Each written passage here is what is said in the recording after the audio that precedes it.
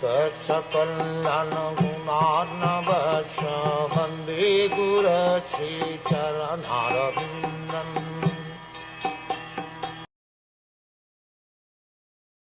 Who else but the gross materialists will neglect such transcendental thought and take to the non-permanent names only, seeing the mass of people fallen in the river of suffering as the consequence of accruing the result of their own work?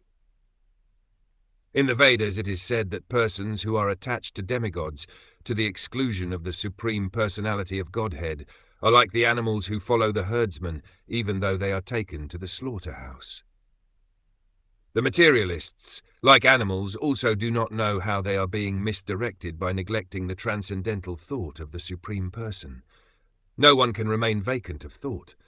It is said that an idle brain is a devil's workshop, because a person who cannot think in the right way must think of something which may bring about disaster.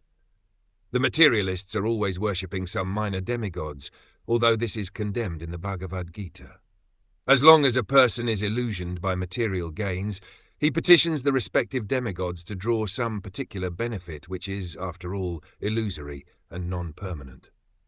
The enlightened transcendentalist is not captivated by such illusory things.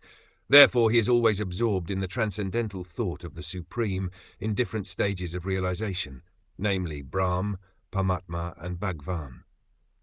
In the previous verse, it is suggested that one should think of the Supersoul, which is one step higher than the impersonal thought of Brahm, as it was suggested in the case of contemplating the Virarup of the personality of Godhead. Intelligent persons who can see properly may look into the general conditions of the living entities who are wandering in the cycle of the 84 lakh species of life, as well as in different classes of human beings.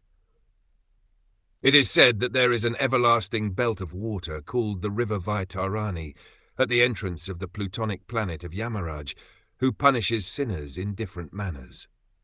After being subjected to such sufferings, a sinner is awarded a particular species of life according to his deeds in the past. Such living entities as are punished by Yamaraj are seen in different varieties of conditioned life. Some of them are in heaven, and some of them are in hell. Some of them are Brahmins, and some of them are misers. But no one is happy in this material world, and all of them are either class A, B, or C prisoners, suffering because of their own deeds.